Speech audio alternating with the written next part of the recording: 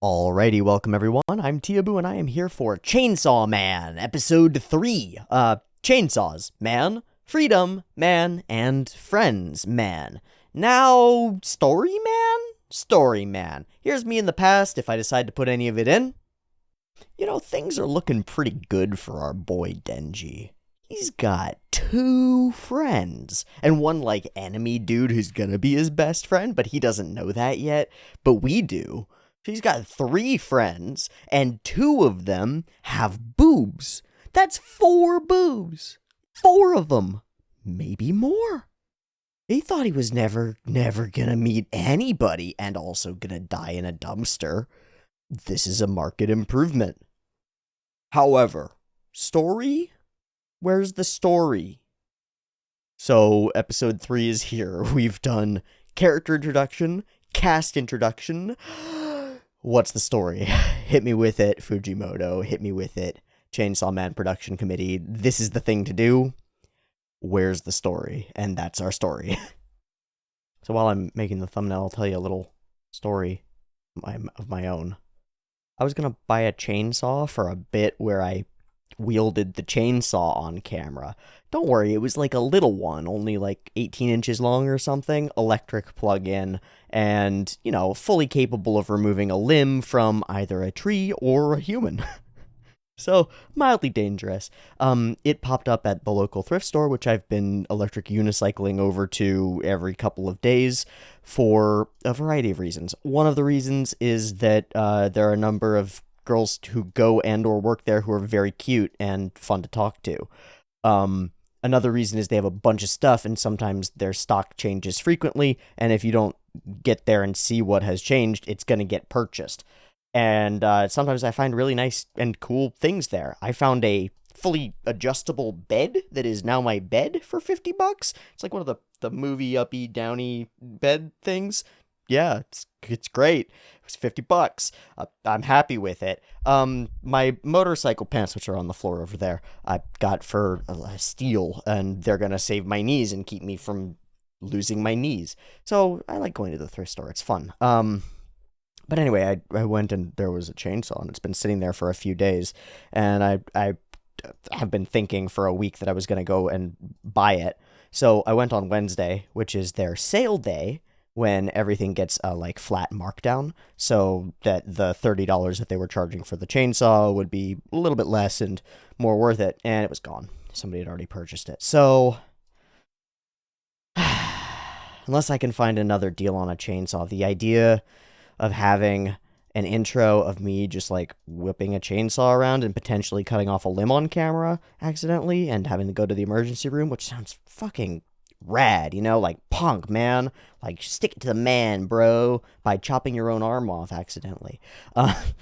Unfortunately, that idea is out the window for now.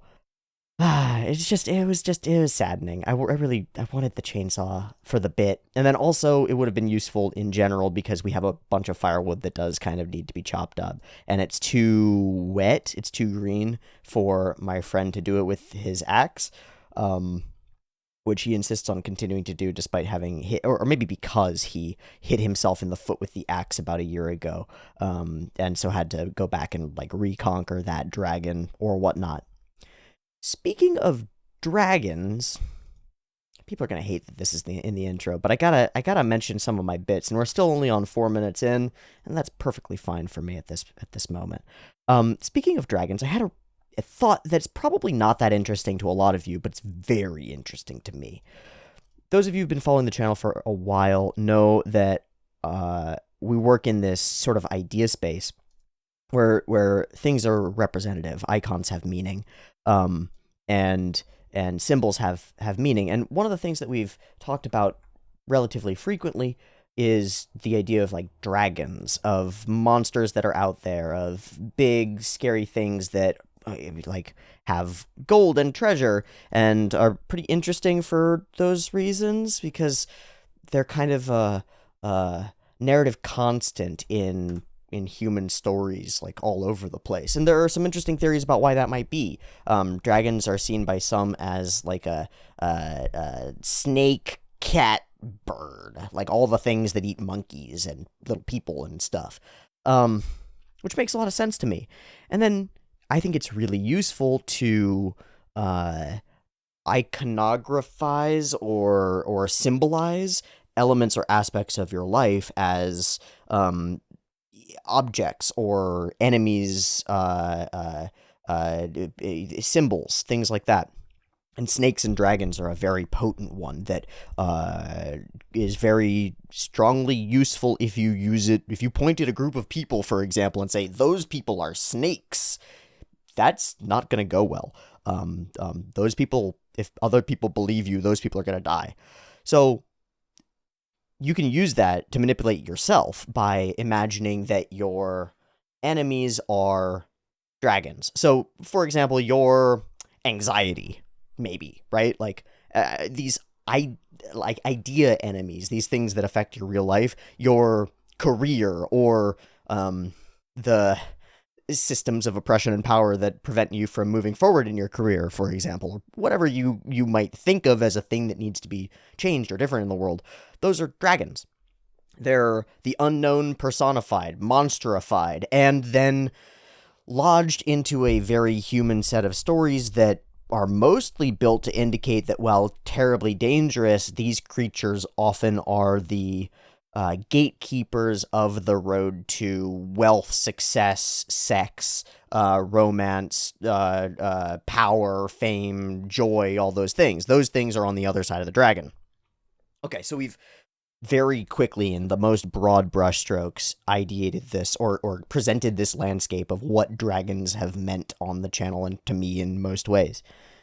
And then I was watching a YouTube video. It was from Some More News, which is a strongly left-leaning news show and pretty funny. I fell away from Some More News for a while because I found Cody sort of spiraling leftward and becoming a little bit too polarized for me. But they've brought it back in some sense, and the coverage to my eye has been more interesting and, while still clearly left-leaning, which is great, much more grounded and evidence-based rather than snark-based. There's this whole swath of snark-based political criticism that's basically like, well, if I can make a funny joke about it, that makes it true, and that's not the way that it is. The fact that you can point a funny at the orange man doesn't make it true, but if it's true and you make it funny, that's awesome. Like, double down, nice stuff.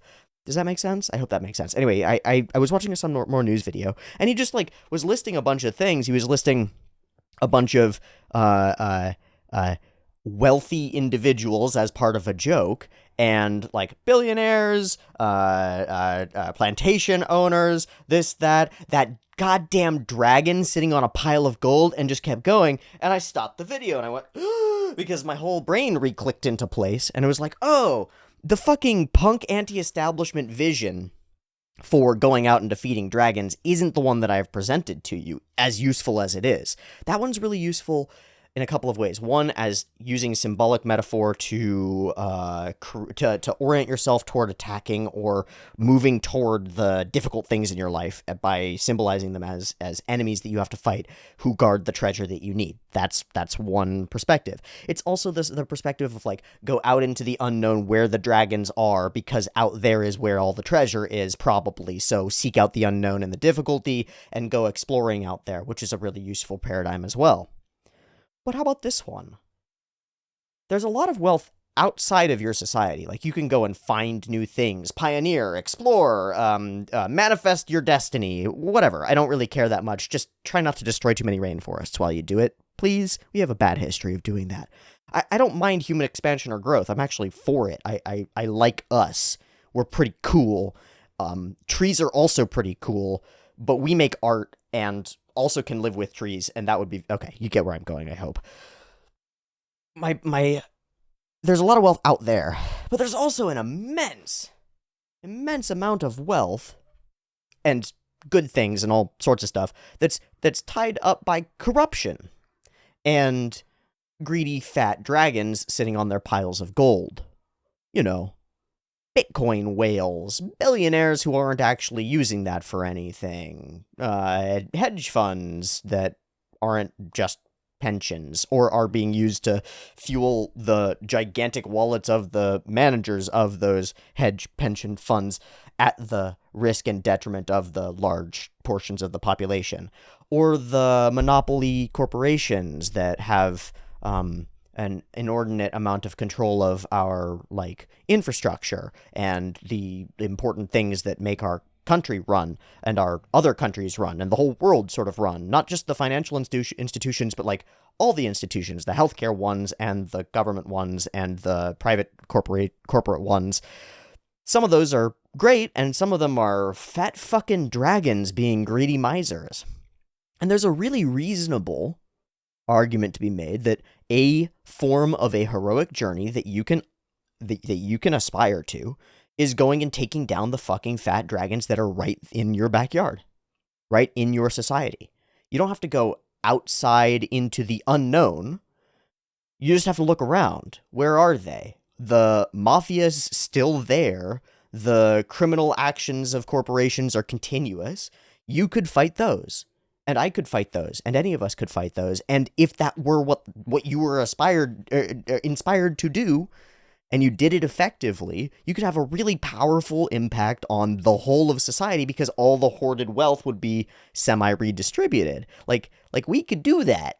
And we could do it by forcing the hand of our legislators and pushing on our government and all these things in all sorts of ways. I don't think you should actually go get a sword and go to your local billionaire's house and challenge him to a duel for his hoard of gold. Although, film it and put it on YouTube, and I'm sure you'll make a hoard of gold yourself.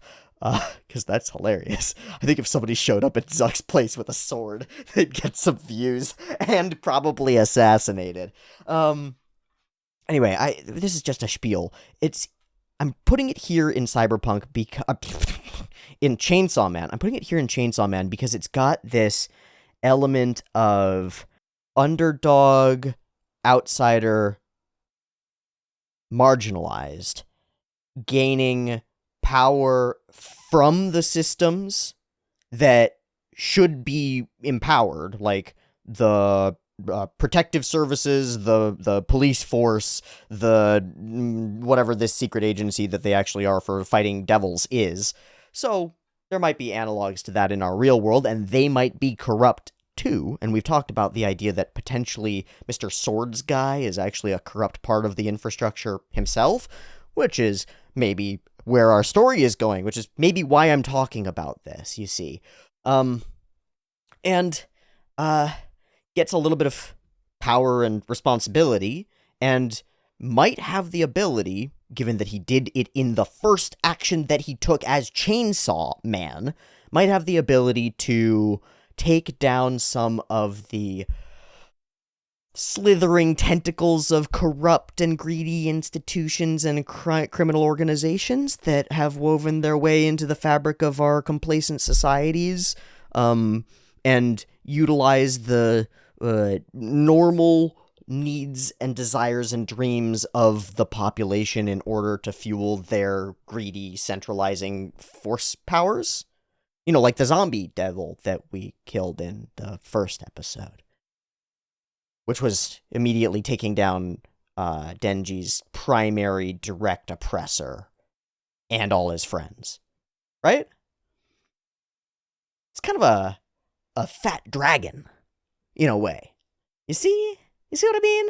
Yeah. So, Fujimoto's done this thing with devils, and they're universalized. They're tomato devils, and chainsaw devils, and zombie devils, and whatever the slime sea cucumber that appeared and seemed really useless, the darkness, fucking hell, that power splattered all over the place with her giant blood hammer, which she has. Cool. They also are representative of big things. Ideas. And then, you know, if you've been on this channel long enough, you know I've got some weird ideas about ideas.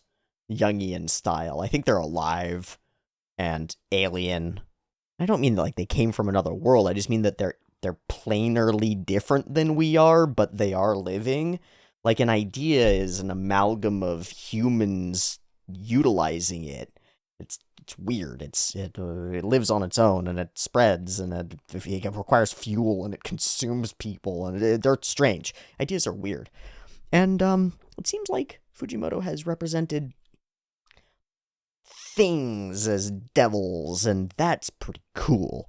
And it makes me wonder about, like, the giant creepy spider lady that we see in the OP, and like what the hell that represents, because as I said before, that's some great mother symbolism. There's some spooky giant spider stuff, big matronly mom spider mommy thing going on there, right? That's dark, and stitches and stuff. Awesome. Oh, whatever the hell that is, that's gonna be great. But what about, like, fear devil? You could do that. But, like, evil, see, that's too on the nose. You know what I mean? I think he can do anything with them. He could do, like, the complacency devil. That just, well, that's the zombie devil, isn't it? It is, actually. We just found, yeah, that's exactly what it is. What about the vampire devil or something like it? Totally doable. Totally doable. Just go to the stock exchange in Tokyo. Plenty. I stole that from Brendan Lee Mulligan. It's his figuring it out, calling the Wall Street stock people vampires. In any case, dragons. There's a powerful heroic narrative of going out into the beyond and fighting dragons, and go fight the dragon, get the girl, get the gold, get the king's like power and friendship, and continue on with your awesome life, killing more dragons and becoming more powerful and having a princess that you can bang or whatever. But there's another version of the dragon story that I think might be appealing to a large audience, a large portion of the audience that is missed by that other dragon story. And that story has to do with, like, looking internally more toward the king dude who's, like, not really responsible for doing much here, oddly, for the amount of wealth and privilege that he seems to have. And he sort of keeps a lot of stuff to himself for some reason. Yeah, that's sort of a different kind of a dragon. And it does make it kind of funny that lots of powerful people, or wannabe powerful people, do associate themselves with draconic imagery because they're big and powerful and scary, right? It kind of makes them easy targets to be like, hey, look, this dude who's like, I am a cool golden dragon, has a bunch of money and hoards it. He might actually be a dragon. Let's go kill him. Or at least pour through his tax returns and figure out if there's something really seriously untoward going on here. Because then you can utilize the actually protective institutions that your society is still made up of to leverage them against the bad guy. That'd be cool. Anyway, just a thought. Alright, I think I'm going to stop this here. What am I doing? Okay. Beep bop boop ba deep bop bop bop bop bop. I've got to do a drawing. It's important. It's a necessary part of the thing that I make myself do every day. So, nobody ever takes a selfie horizontally. There's no chance, right? Okay, darn. Dang. That's unfortunate. That makes my life much more difficult. Because I gotta draw this thing. Hi. Wait, this is flipped out. No, this is fine. This is the way that I want it. Okay, I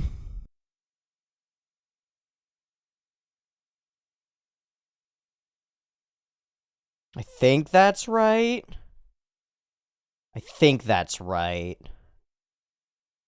Or as close as we're gonna get. Okay, we'll go with it for now. So that'll be there. This will be further away. Okay. Oh, God, I fucking hate the lines of things. How do they do that? It's so weird to manifest three-dimensional space out of two dimensions. I don't know what to do with it, man. Chainsaws. The fuck does Denji wear? Oh, right, he's got a uniform now. So it's easy, because he's definitely wearing a tie. And a shirt with a collar. All right, great. And then, how do human bodies work? Yeah, that kind of does it. He's definitely three-dimensional. I have never foreshortened anything to this extent. The idea that these two characters are such dumbasses that they would like take a selfie of themselves after exploding a giant sea slug demon is sort of exactly the groundwork for this. But it's forced me to do this like perspective thing that I think has just broken my brain because I don't think that I knew how that worked. And I think that I could have seen other artists draw it 1,000 times and never known how it worked until I tried to do that. That's really interesting. What does Denji's face look like? It's like that.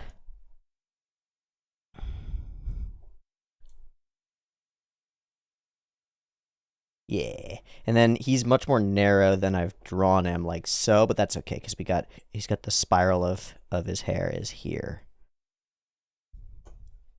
Like that. And then everything sort of spikes out. Yeah. And his eyes are kind of shite and squarish. Let's go. That's a sort of Denji that kind of looks like a sort of Denji. Holy shit. Oh, he would totally roll up his sleeves, though. Oh, yeah. Denji taking a selfie while his hand is definitely a chainsaw. I mean, why not, right? Okay.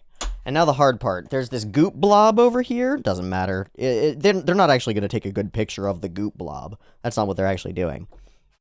And then back here, definitely doing this pose. Ah, ha, ha. Ah, it's all fucked. Oh, God. Oh, no. You know what? You win some and you lose some. At least the Denji is good. That's better. That's better. Well, now it looks like she's doing like a dumbass pose or something, trying to look cool. That's fine with me. Yeah, I'm happy with this. Our chainsawing boy and our crazy hammer space girl who makes her hammer out of her own blood stuffs. Okay. Well, that's drawn, and it sure did draw. Learned some things, failed some things. I don't mind one bit. It's part of the process. I'm now ready. I'm as ready as I'm ever gonna be. That was me in the past. Now we're gonna watch some Chainsaw Man. Thanks for joining me. Check out the early access that's available on the Patreon. It's probably a good idea. It's $1. It's pretty cheap. Gets you a bunch of stuff. Check it out. Likes and comments and subscriptions and stuff still do the good things on the YouTube, so those are appreciated. Let's watch Chainsaw Man. I've got episode 3 up. I'm hoping for the story to reveal itself, but also I'm down to just vibe here in Chainsaw Town with these cool-ass characters, finding out about the world, exploring things, killing demons, going about our daily life, becoming friends. You know, living. Sounds great. And I'm here for it. So let's go ahead and watch episode 3, and that's what we're going to do. I've got it up and ready to go. There will be 2 versions, picture-in-picture in the description, timer on YouTube, beep beep timer to count you down. Chainsaw time. Chainsaw in time. Chainsaw in time. Beep beep timer.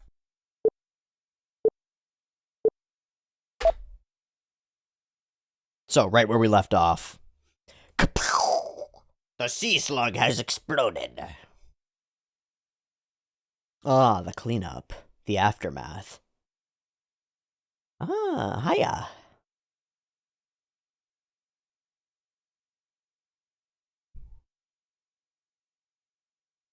Oh.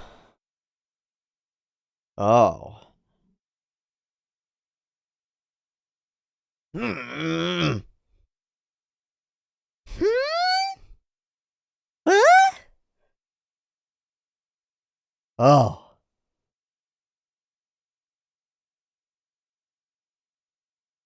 Yeah, well, I noticed. Hey!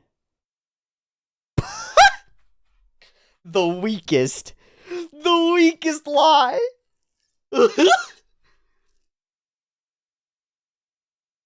No, it didn't.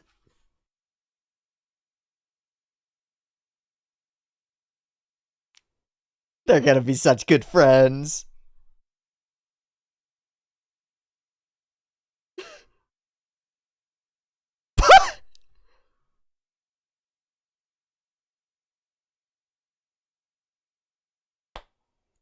Thank you, camera. Just chilling.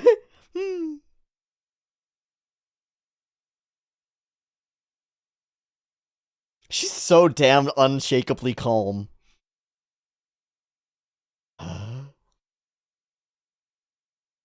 Pet, pet, pet.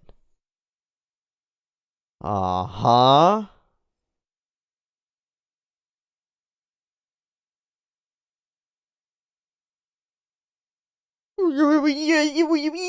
Yes. Huh? Boobs. You dumbass. Dumbass.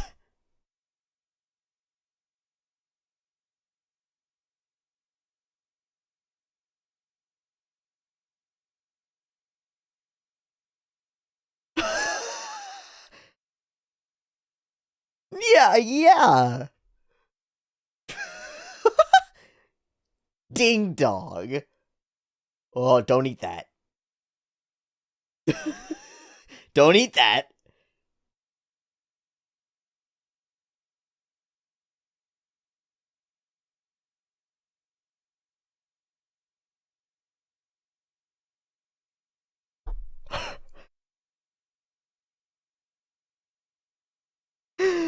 Yeah, so I guess we have to. Oh, thank God.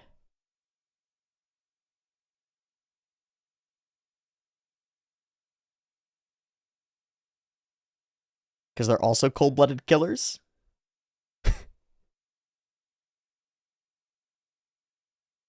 Oh, interesting. Oh, you've got no place. Nyanko? Okay.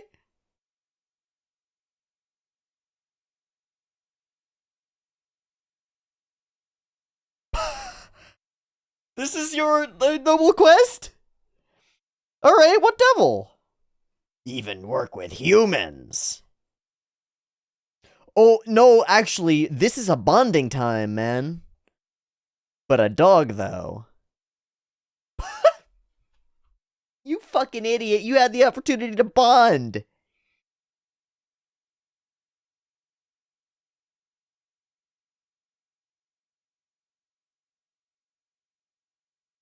I don't like dogs.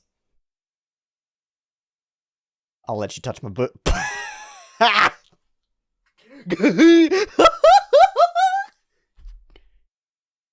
You said what? I'm gonna get him.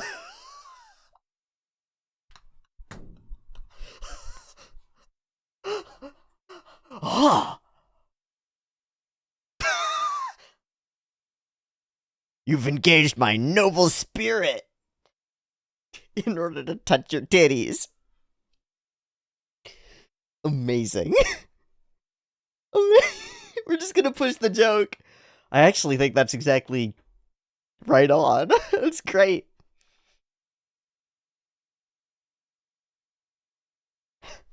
I love her.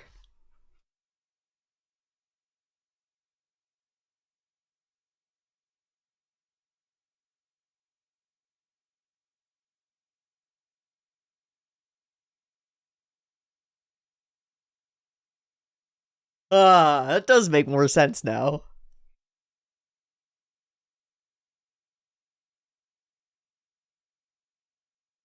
Why the bugs? That is really at present my biggest question.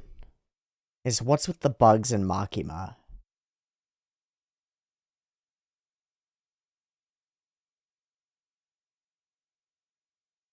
Fuck.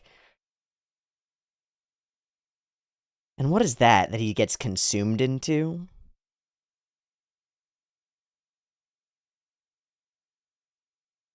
Of course, that has been pointed out repeatedly to be a Goodbye Airy reference.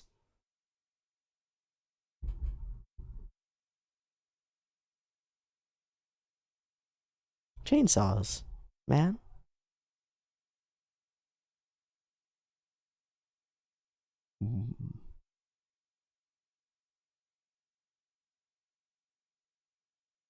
Ah, you gotta check her out. Ah.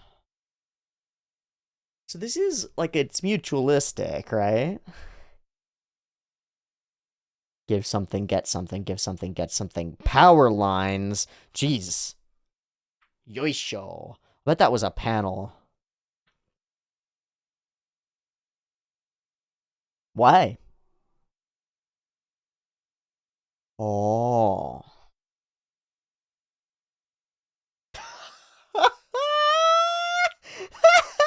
My guy!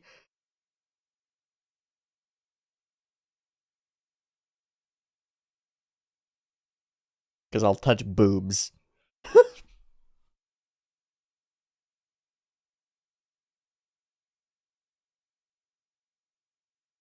Uh, no, in this case, he actually is. No, no, no, usually.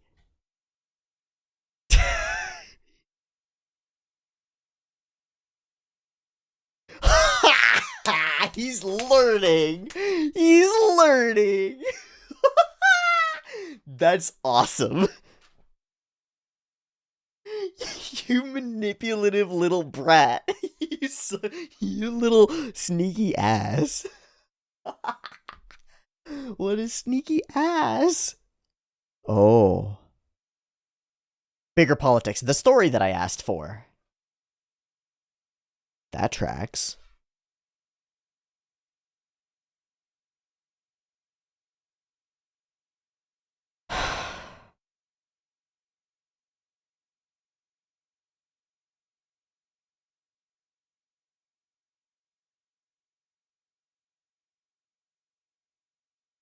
So the promising one is not Denji. Uh-huh. Uh-huh.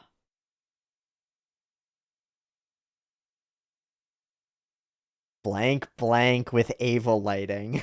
Hard angles, darkness, group. Wow. See, that's based on a Fujimoto frame, which is based on his knowledge of all the media that he knows. This is so cool.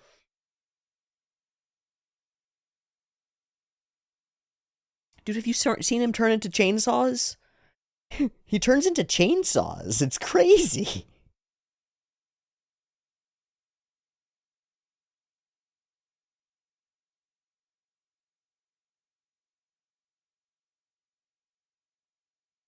Hmm. Hmm. Oh, like ideas. So the tomato devil's shite. Chainsaws are pretty scary.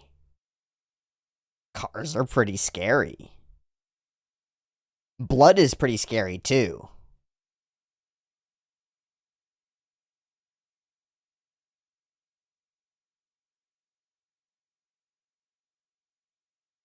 Yeah.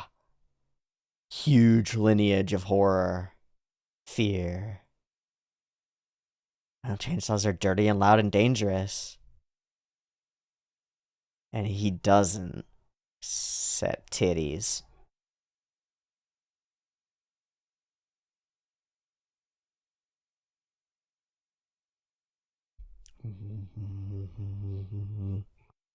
He doesn't understand and he's just gonna get hurt. Aww.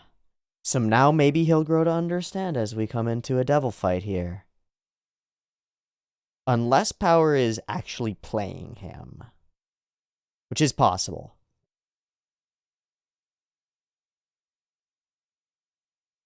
She does hate him, right?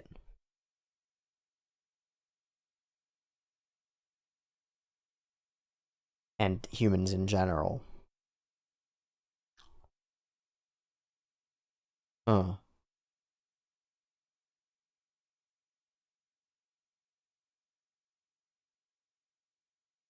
It's not a joke.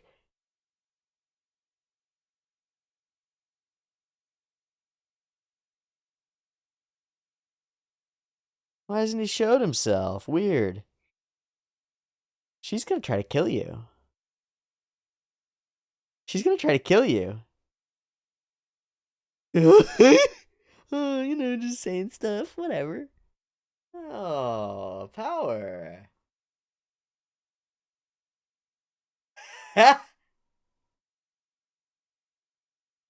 Quick as a whip.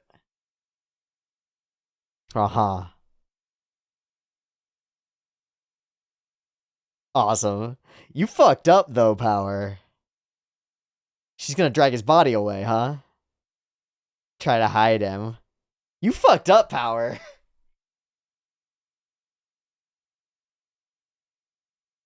That's awesome. That's awesome. Good job, Power.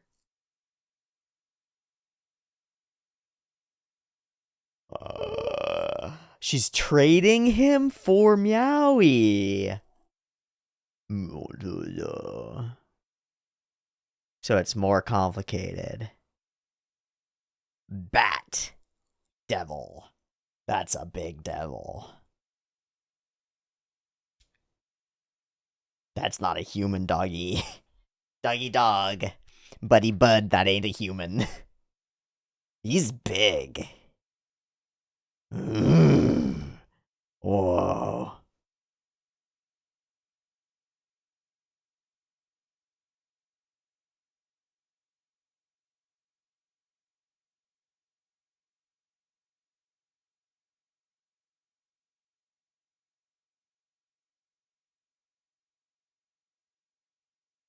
Zzz. Wait, he can't. Does he have to rip the thing? Nom nom nom nom. Jesus. Yeah, man, that's devil blood.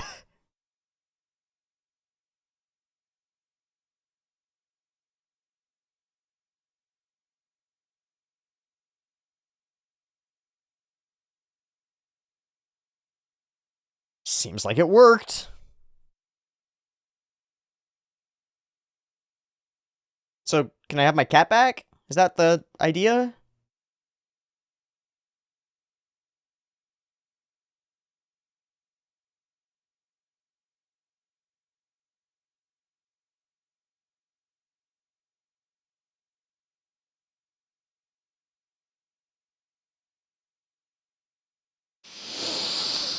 Pure condescension, huh?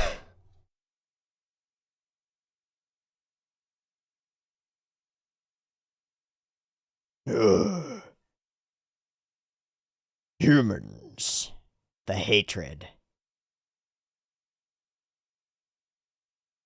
High school girls? Yeah! Oh, great!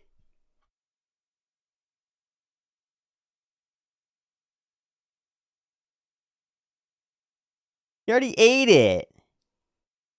Hey? Oh, shit! Actually, not a lie. Oh.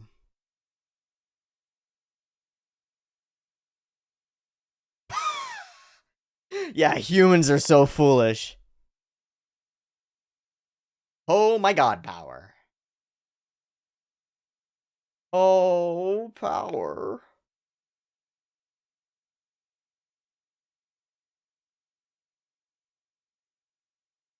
Oh, just can't help falling in falling, huh?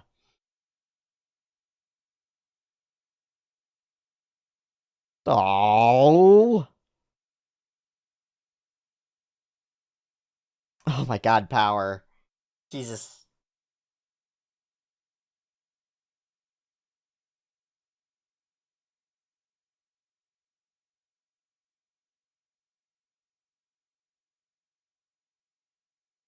Cool background.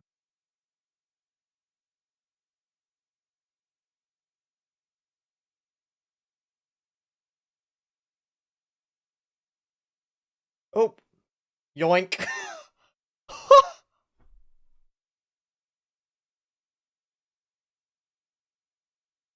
So it all started here, huh? Hey! You could have just fought him. You ate my cat. And Denji witnesses this betrayal.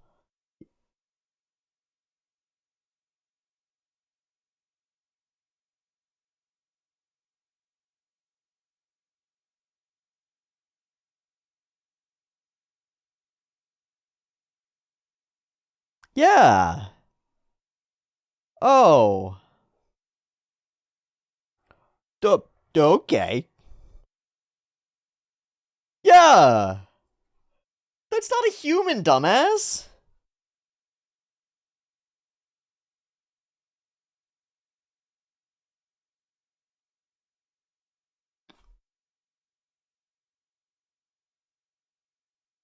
Did Denji cling on? Mm-hmm. Mm-hmm. Yeah. Hey, what's on my leg? Is he drinking his blood? Fucking idiot. He is drinking his blood. He is part devil. Ooh. Rippity rip.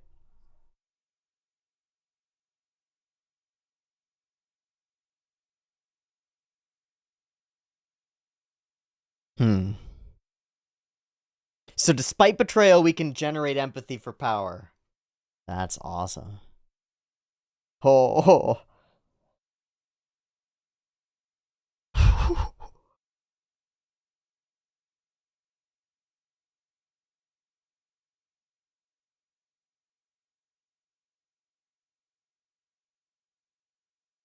Zip zip. Hiya.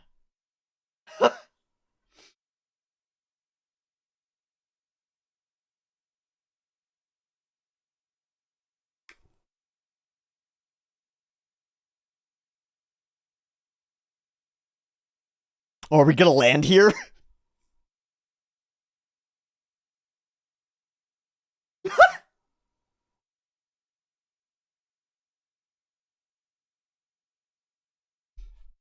Yep. Awesome.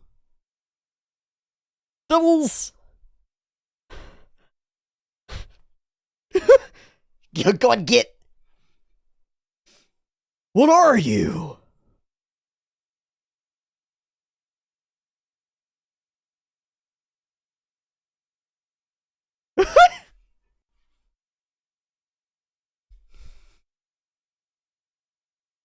And we hit bombast and fight.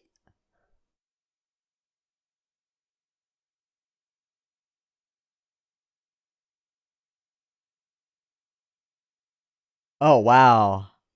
Oh, that's, what's his face? Who's animation directing this episode? Yep. The running scene. Oh, wow, yeah.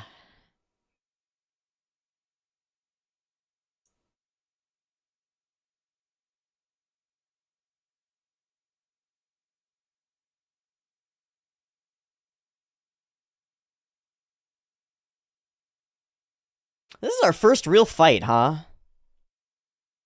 As such. Mm-hmm. Then I'll just kill a bunch of humans. Ah. So he dropped the chains and caught it? I guess you can. Uh-huh. It's not a waste. Huh?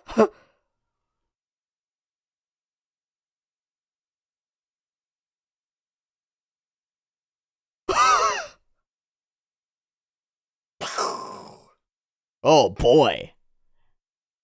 Get him. Oh, no. Oh, a sonic boom thing. Wow.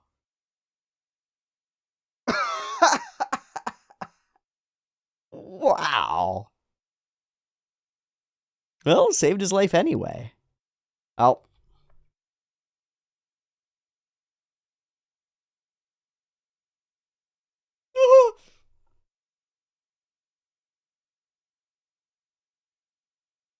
He's pretty dope, dude. I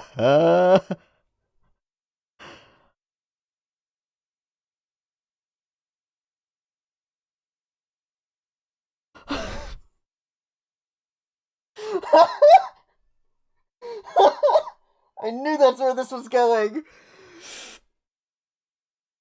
Ah, fuck. He's really dedicated. You should just puke her up, man. Bleh. That was a really cool little... And just like the zombie devil, the tables are turned. You can't stop me.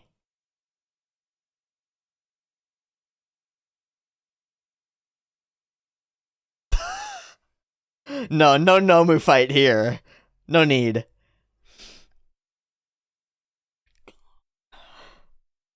Oh, again with the running sequence. Fuck. Straight into the eye? Doesn't matter. Nice. So is Meowie alive?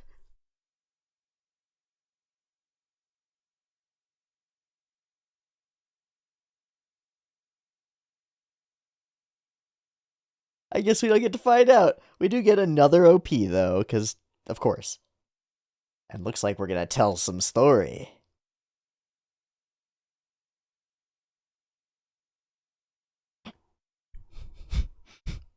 Duh. Yeah. Awesome.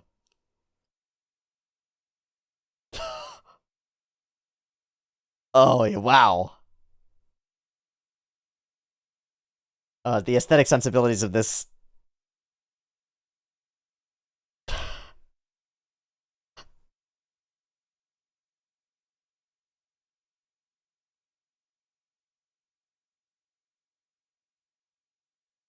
Oh, is this Maximum the hormone? It sounds like them.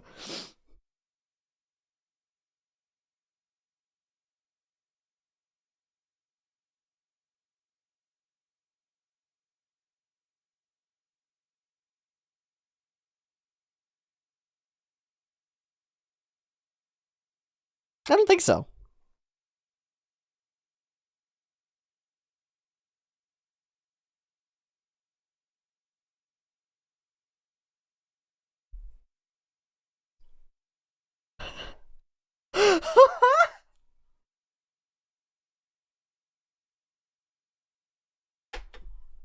That was fucking sick. That was pretty cool. Alright, we'll work backward from the ED. That was a lot. What a trip. Some of the coolest aesthetics that I've seen. Just the color, the psychedelic color work and utter triptopia. Oh my goodness. Spectacle is kind of the name of the game here. And yet it manages to do spectacle with a really solidly interwoven set of betrayals and interactions and building up our characters in a way that really makes a lot of sense to me.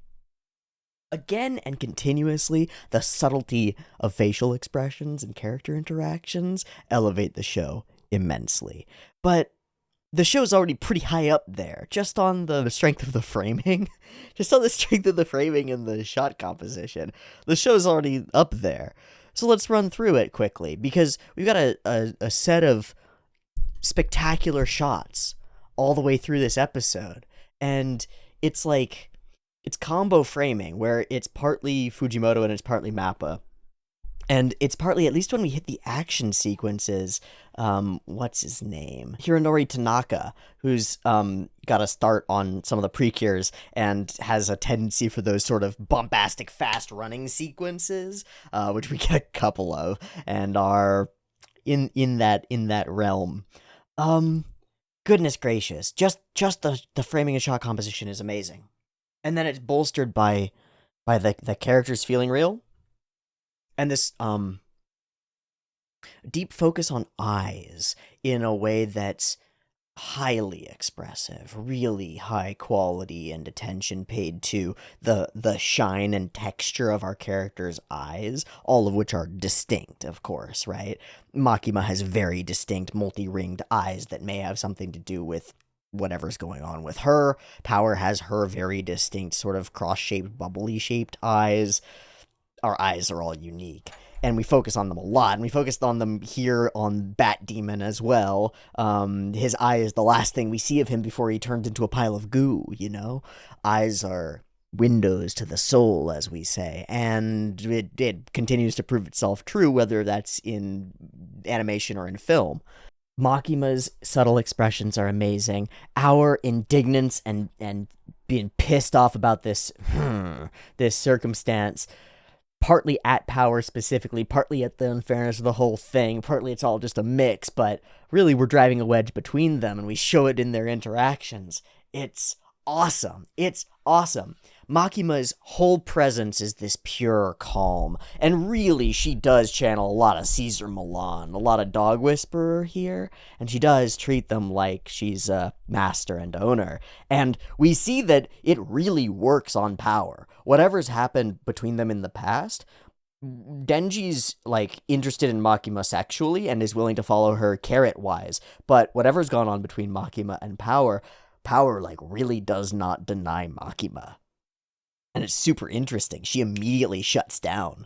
As soon as Makima's like calm demeanor turns its attention to her, she clams up. It's like a little kid who's a total brat in front of all the teachers and respects nobody's authority, but the parent walks in the room and they're perfect, right? And you start to wonder what's going on there. It's like, oh, there's something interesting here. Okay. Awesome. Subtle. Woven into the characters, woven into the scene in a way that's not actually said at all. Really cool. Really, really cool. Toward more excellent framing. You need to do this, you need to do this. Perfect mediation from Makima, and we see here and then later that Makima acts as a bridge between things, right? She's not just the head of this department or whatever, she's the bridge between this department and the people who she's nominally exploiting, right? But also seems to be actually bonded to and protective of to some extent. To what extent? Unclear, because she's mysterious and hard to read, and that's important, right? But she's the bridge between them and the higher-ups who see them solely as exploitable resources, right? So there's something different going on here. And she bridges that gap. It's really interesting. Rather excitable is one way to put it, for sure. The Blood Devil. I love that all the background characters are all moving throughout this. It makes everything feel a little bit more alive. And I love these subtle frickin' expressions. It also makes her rather excitable. Her eyes turn to Makima, and she's looking at Makima. Makima holds on this moment for a bit, letting the tension build, as she realizes she has Power's attention, and then hits her with the full threat, which is what it really is, right? We expressed it last episode. If you're not doing this effectively, you die. Period. No questions. So she says, maybe you're not actually suited for this. And it's like pure manipulation. No holds barred, no candy coating. Maybe not suited to being a devil hunter after all. And immediately forces out this terrible lie that causes the whole thing. No, it was him! It was him! And I think Power's voice actress does an amazing job of making that the least believable lie that's ever been told on screen. Which is amazing. And of course, Denji's whole response is, what the fuck? How dare you? And so we set this up. This is our dynamic. It's inevitable that we're going to hate each other. I gotta praise the framing. It's sexy. It's really sexy, but it's also perfect for the scene. It works great. Makima is just sitting here casually, and we even allow her the opportunity to cross and uncross her legs and like show the way that she's angling herself toward the sequence.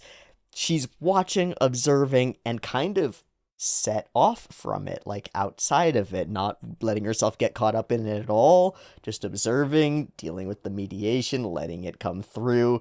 It's pretty freaking amazing. And it does all of that while towing this line of sexy fan service-y that's pretty unique, right?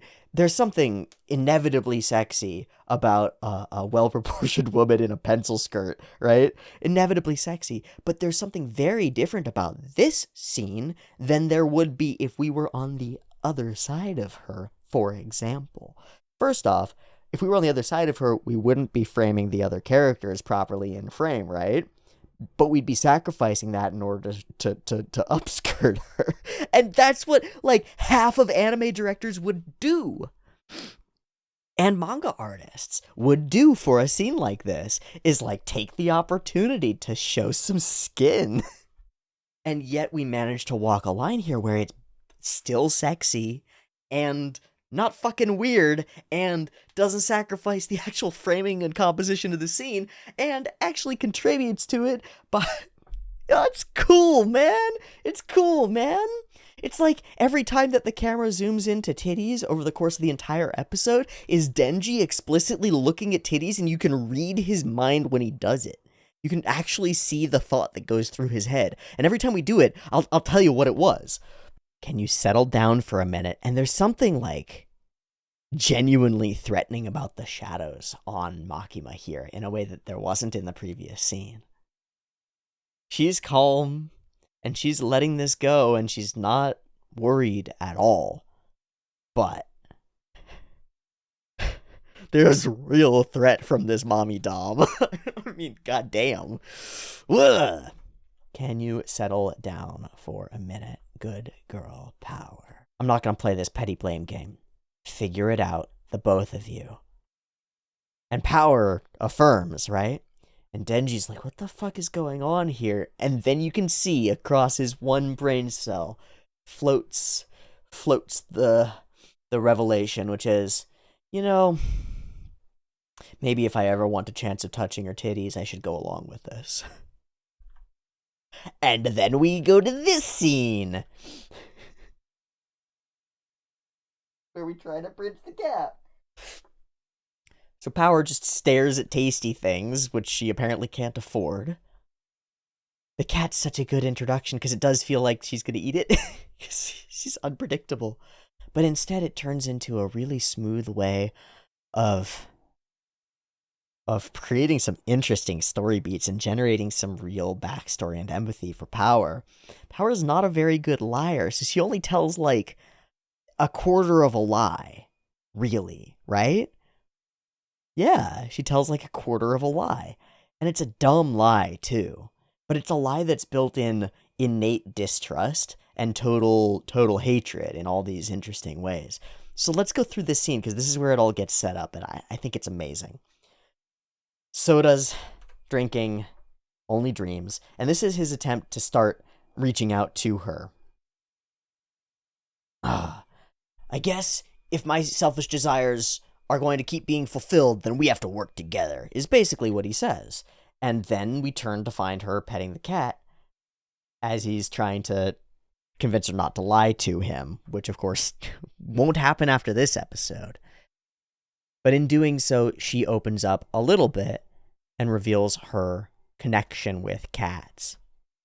And it feels very real and genuine because it's actually real and genuine. I get along with cats. I hate humans. So do all devils, which is a cool wrinkle and important. That's interesting, right? They just inevitably hate us. There's mostly no room for combining or becoming friends or anything like that. That's pretty rough. But she hates devils too, partly because they're liars and pernicious, and they take stuff from other people. She doesn't realize that her own actions fit this bill as well. She's not very self-aware, or super intelligent, or a very good liar, or very good at understanding the motivations of other people, even when they're evil and aligned with her own. Or good at understanding herself, right? That's why she convinced herself that her attraction to and eventual empathy for the cat was to fatten the cat up to eat the cat. You see this in people relatively frequently, where they've got this mindset of like I hate everything, and then they'll absolutely adore a small animal or something like that. And then they'll convince themselves that they're doing it for some personal, like, selfish reason. Oh, I'm not really helping the kids in the neighborhood. I'm just doing my part because I'm a good person. Right, but they will never admit it. It's like the tsundere grandpa in some sense. But, like, her worldview is so busted as fuck. And she's not really a whole thing. She's the blood devil. Devils don't seem to be very complete as far as a personality, you know? They're pretty isolated. Shattered fractions of things. Ideas, right?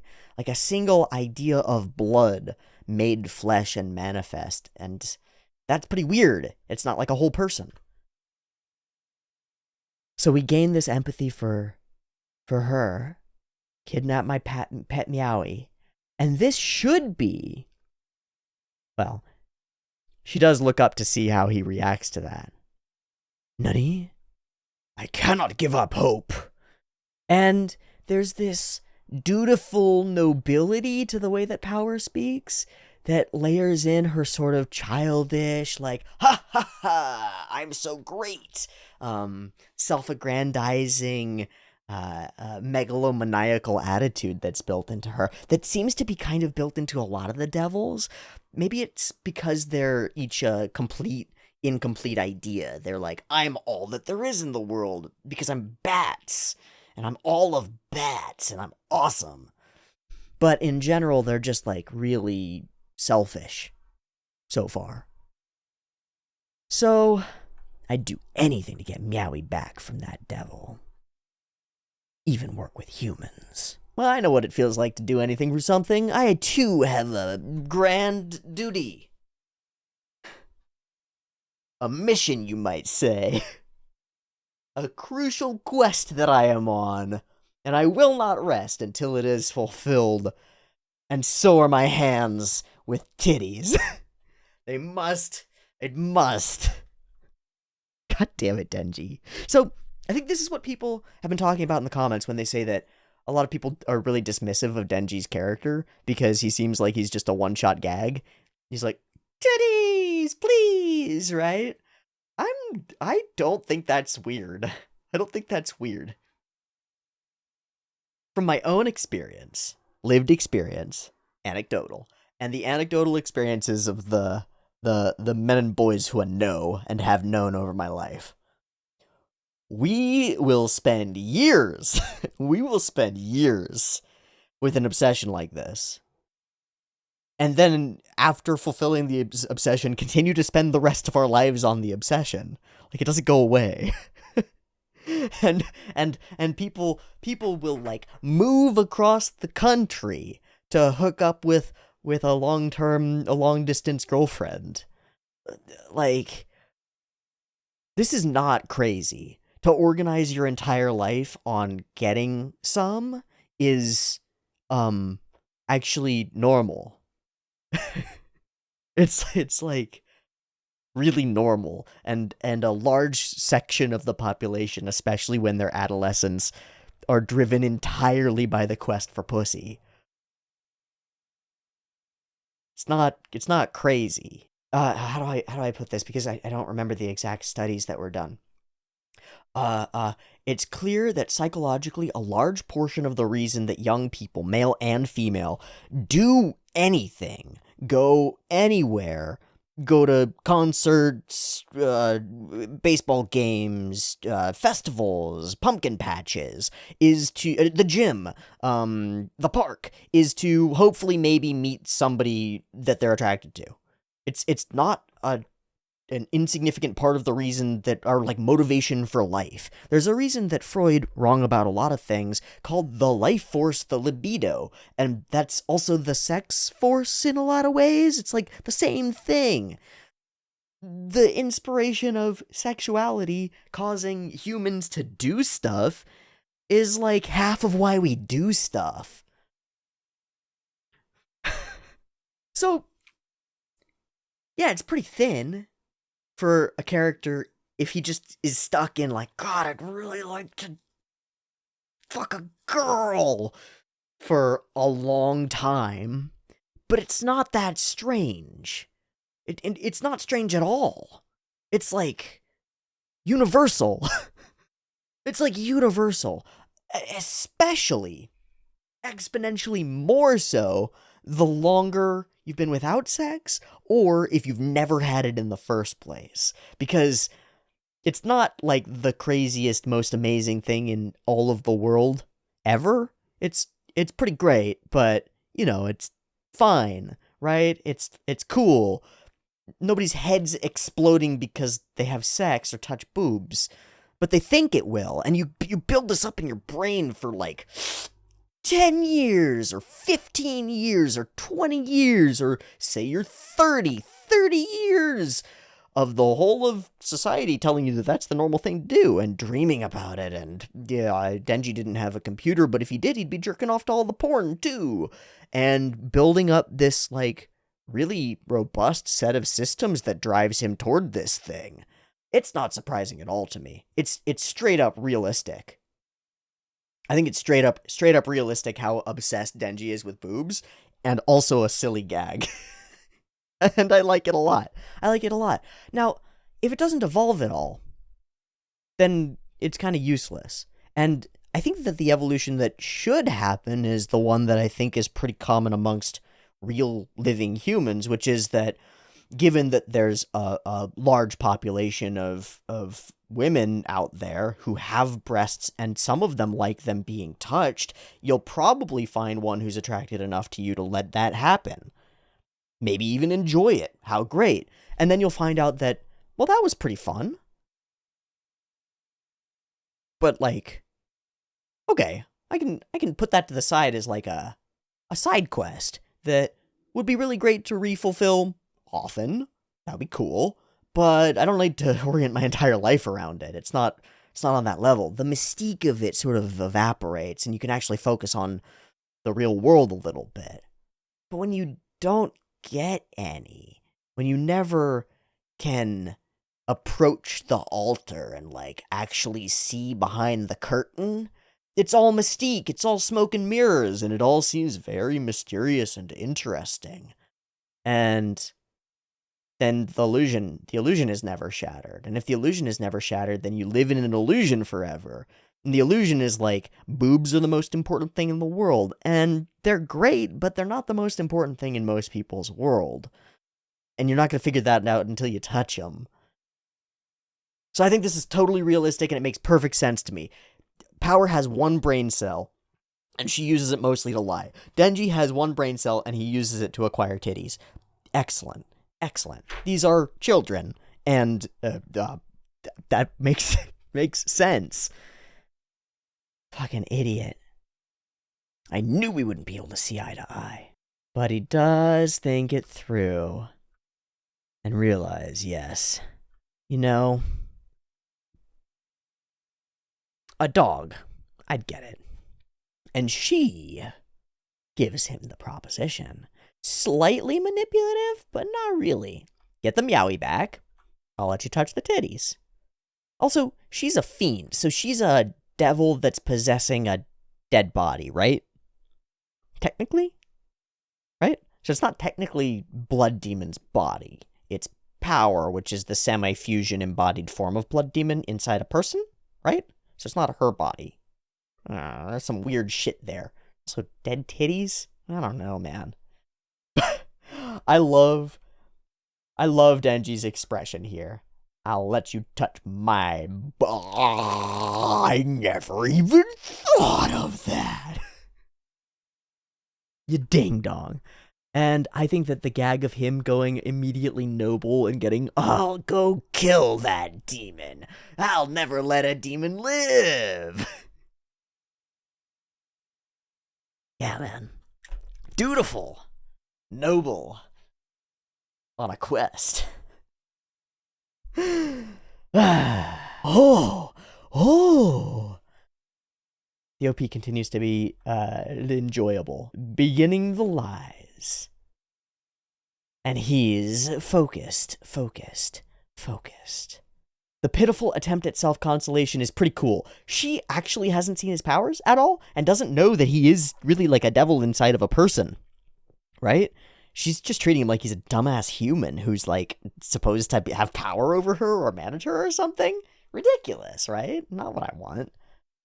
And she even dismisses when he tells her exactly what he does. She dismisses, just I don't get your humor. You weird things that you say, humans. Pochita's dead, though. Doesn't live within your heart, right? And this is amazing. This, I think, is my favorite moment in the episode. Because you can, again, read exactly what's going through his one brain cell. It has to type it out in Morse code. You get plenty of time to look up the digits. It's one brain cell firing. And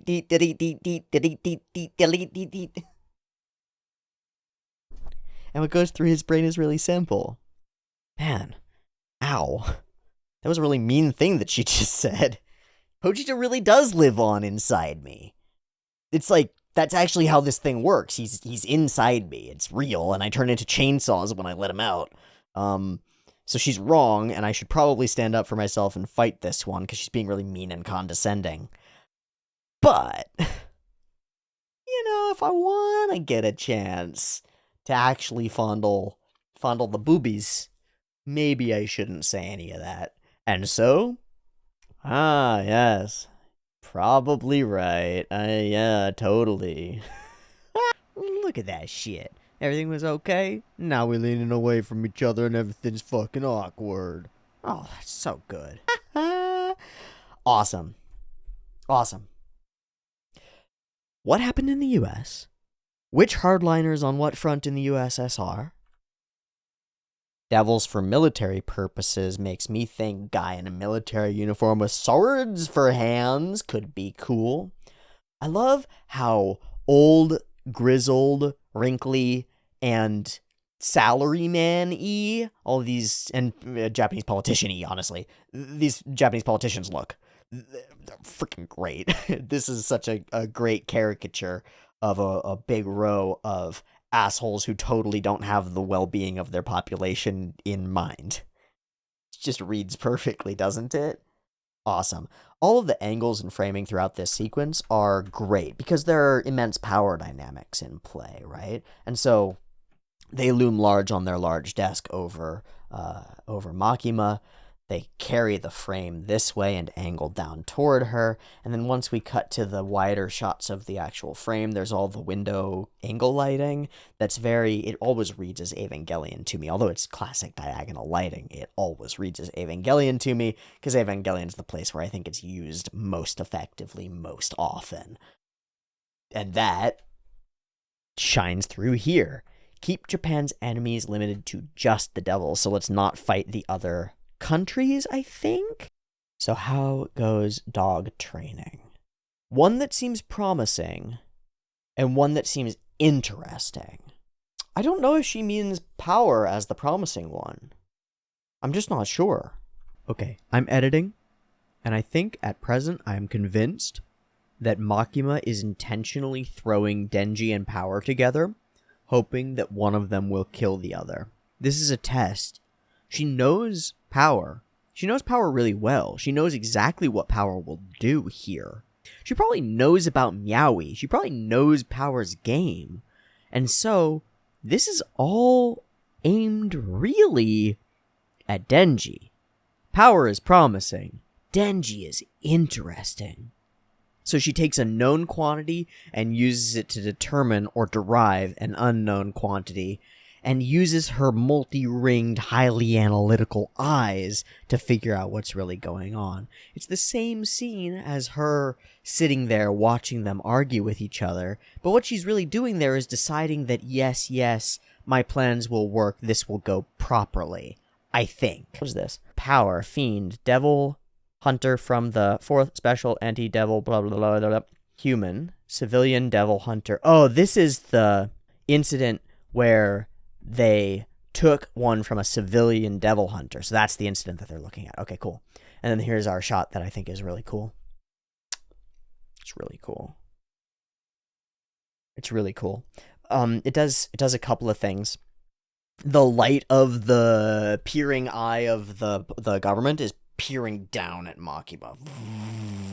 And she stands as a bulwark against it. Framing. Things move right to left, right? We're in Japan. So things moved right to left. This is the angle progress coming toward us, right to left.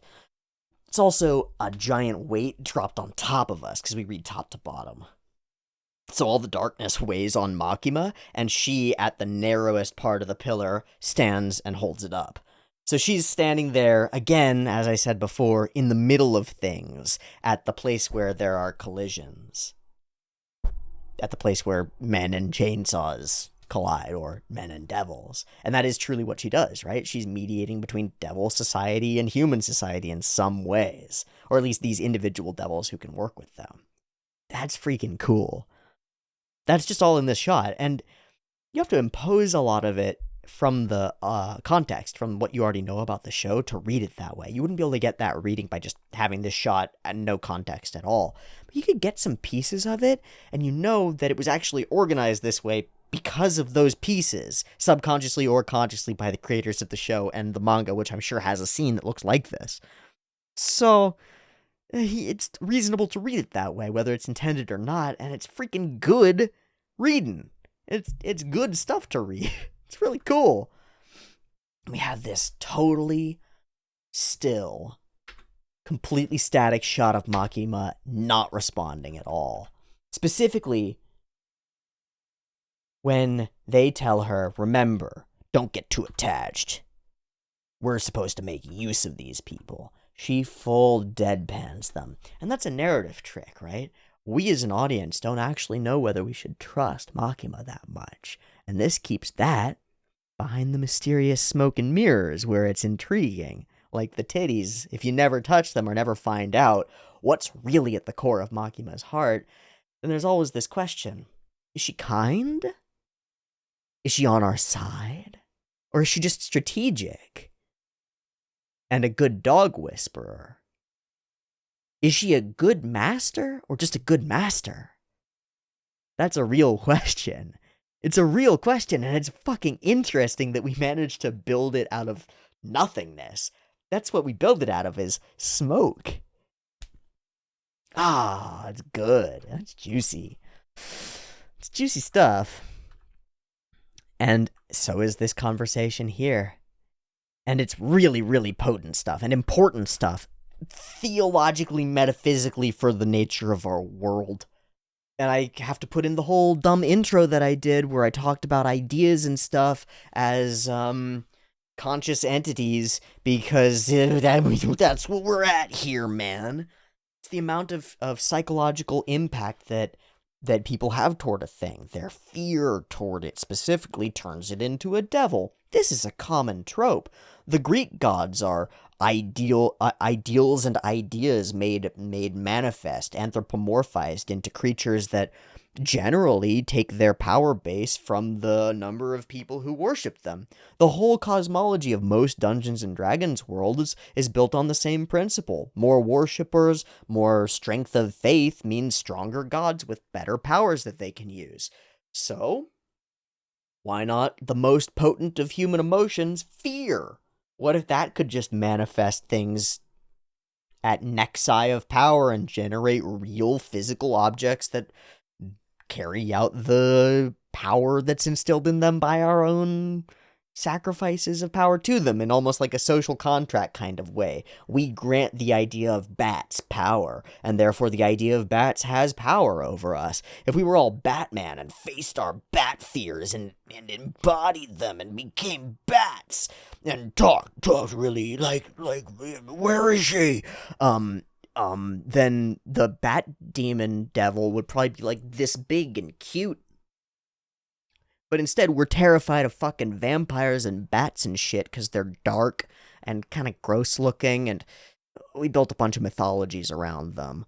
And also aligned them a bunch with devils in a lot of our imagery for hundreds of years. Like those lithographs and etchings that we have in the OP at the beginning were framed inside the hall. A lot of devils are drawn with bat wings and have been for a long time because they're weird. Angels have feather wings because birds are cool, but bats fly at night and they're weird, so they get evil wings.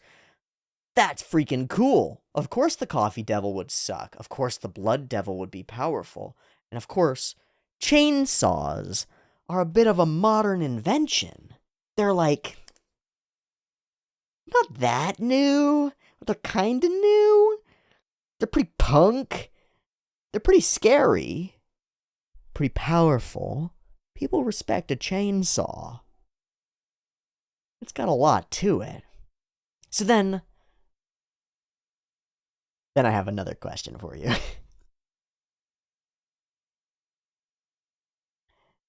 What about katanas?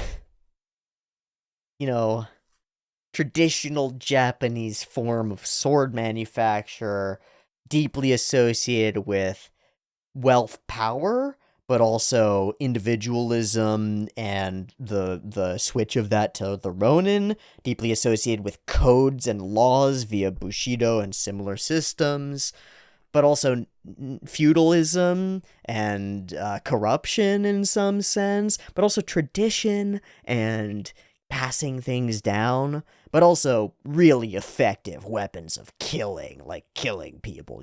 They're really good at killing people. That's an interesting set of things.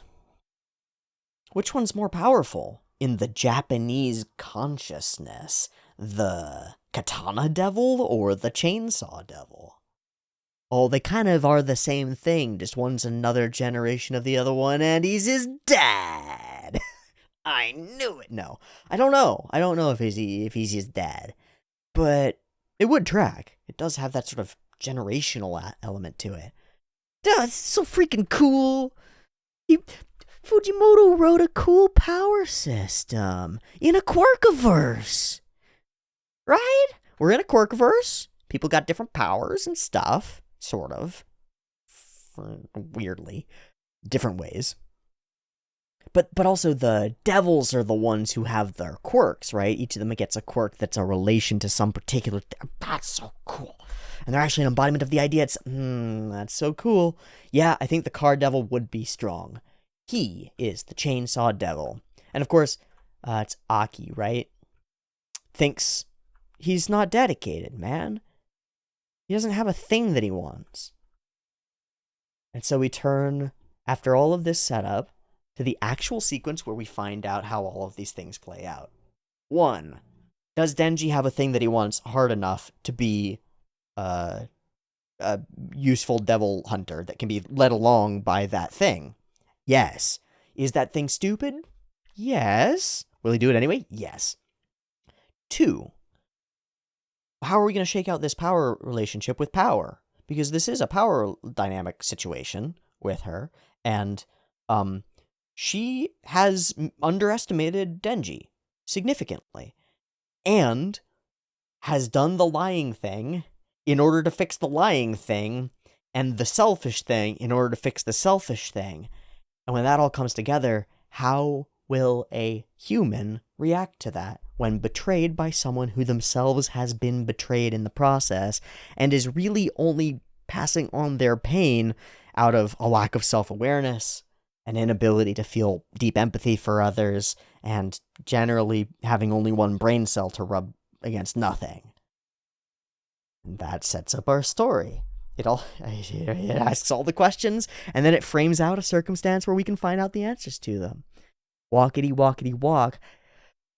This is super cool. This whole sequence is super cool. It's so perfectly ominous. I love that she just totally ignores the I can turn my body into chainsaws thing, thinks it's a joke. He just lets it go.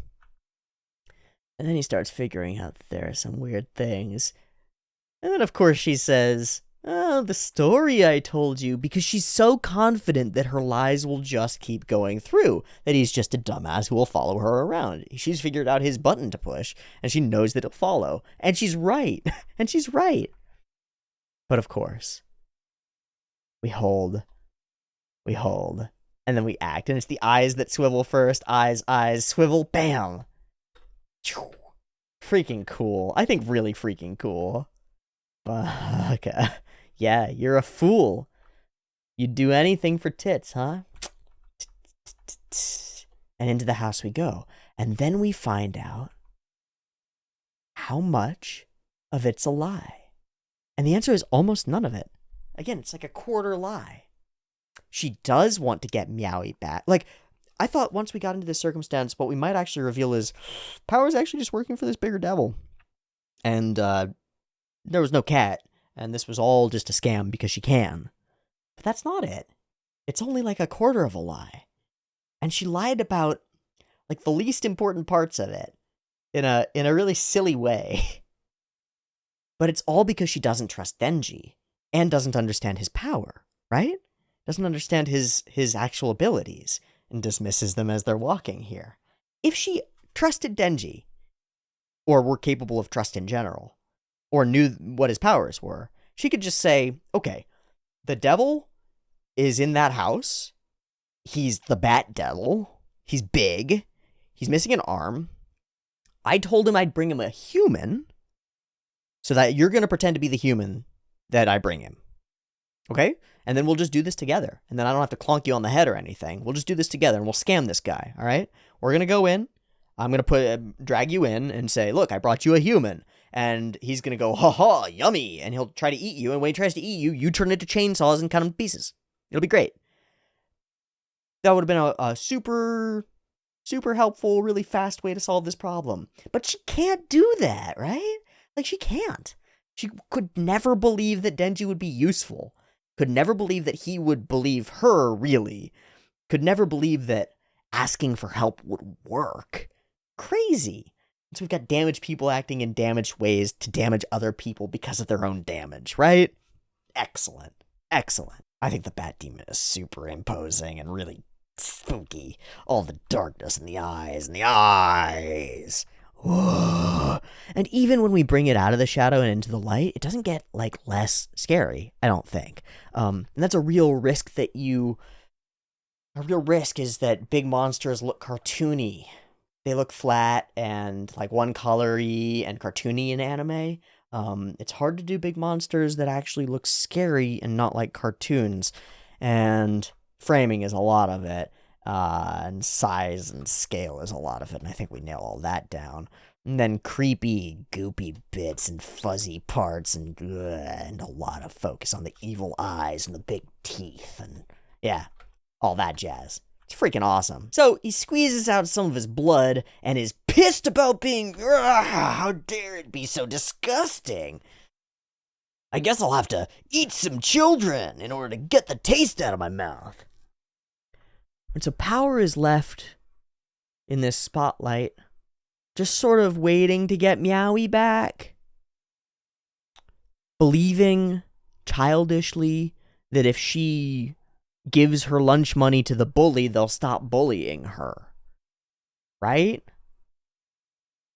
Even though she's also pernicious and selfish, and takes things from other people, and lies a bunch.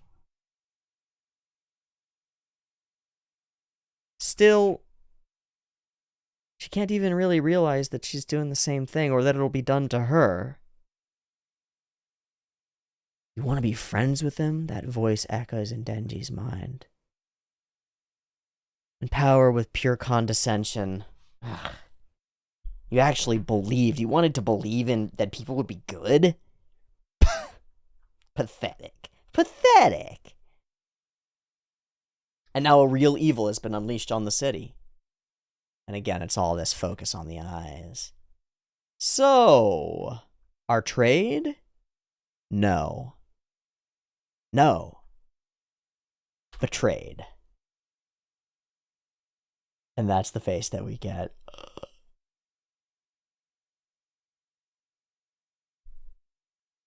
Oh. Oh, wait. Is that what I just did to you? Oh, that doesn't feel very good at all. And is that what happened to your doggy? Oh, that doesn't feel good at all. Wow. We weave the flashback in at the same time. Again, this self-delusion is really important. This, like, I'm only doing this because I'm going to eat you. It's how we work empathy into a character that should be incapable of it or believes themselves incapable of it. And it's really nice. I think also all of the framing around the nude Power ends up being really, really cool because we managed to do it without it being, while being absolutely horrifying as she just kills everything that comes anywhere near her.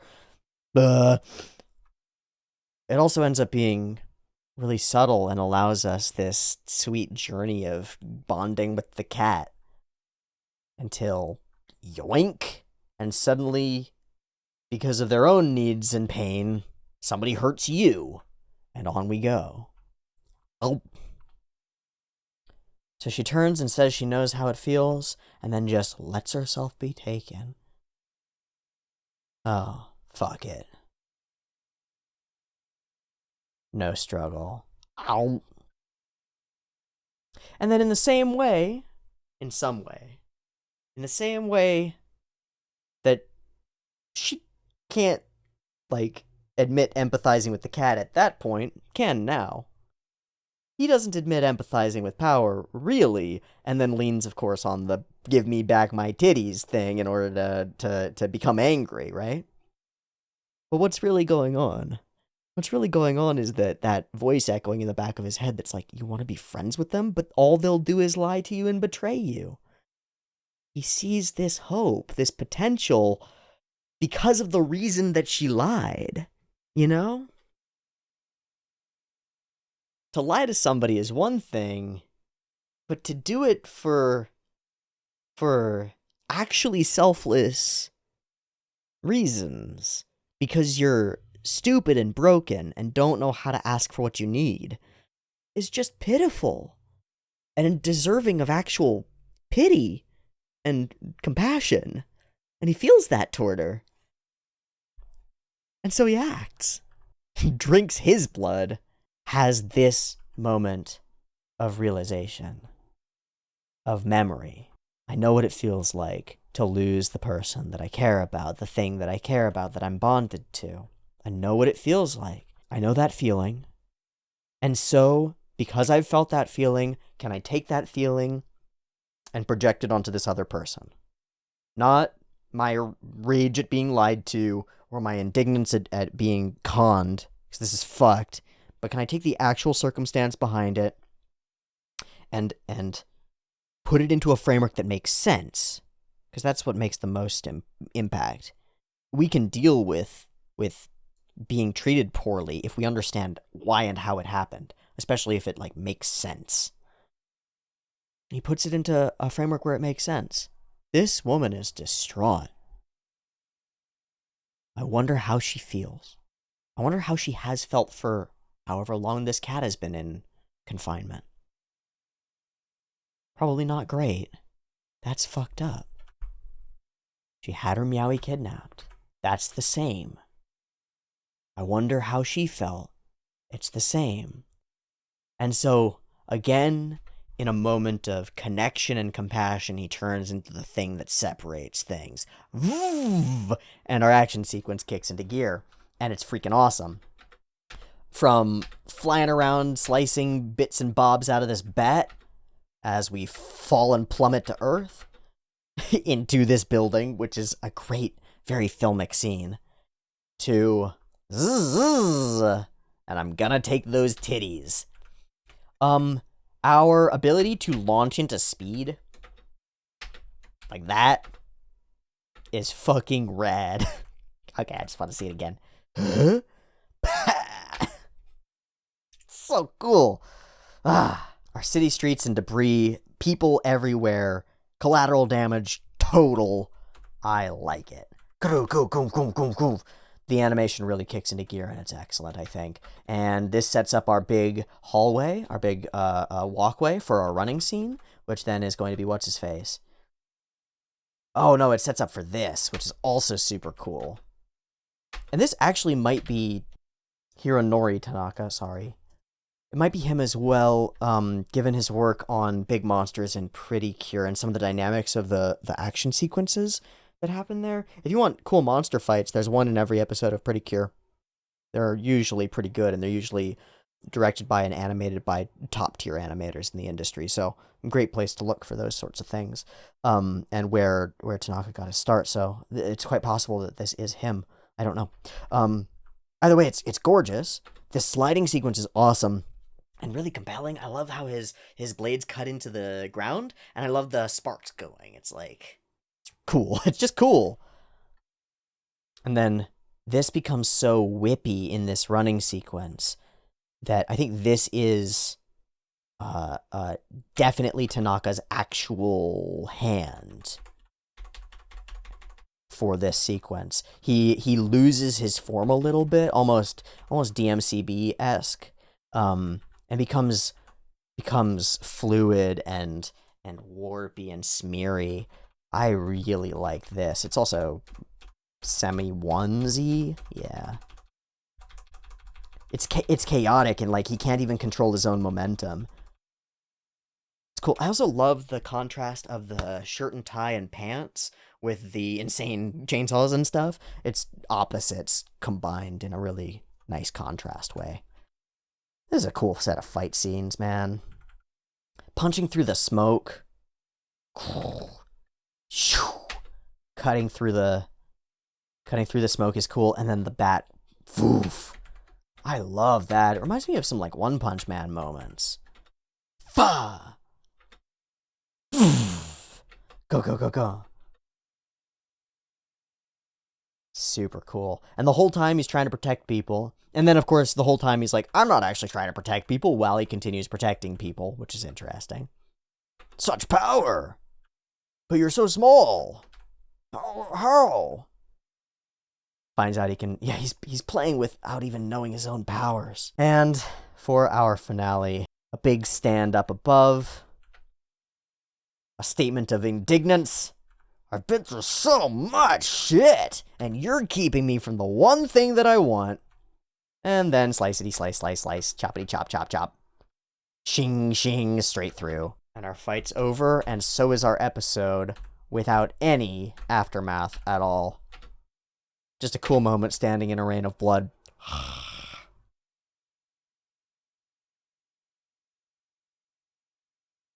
This is a cool build-up. This is a cool development of characters and character relationship. That was a cool fight scene, too. This is a cool show. This show is pretty cool. I like it. Could you tell? I just couldn't stop myself from spending like an hour talking about it. Could you tell? Tell that I enjoyed it? I enjoyed it. I liked this. This was good. It had a lot here. I can't wait to see how it develops further. Like, we know from the OP that Power and Denji are gonna end up getting along, and we're gonna cross that hurdle of like gaining some trust. Partly which comes from just realizing that he's actually really powerful, which means he's useful. But also this is the foundational interaction that develops that character dynamic. And it's good! What can I say? Me likey Man of Chainsaws. I hope you liked Man of Chainsaws as well, and I hope to catch you next week when we watch the next episode of Chainsaw Man. I'll see you there. Check it out on Patreon if you want it a little bit early, and yeah, I'll see you there. Thanks so much for watching. Peace.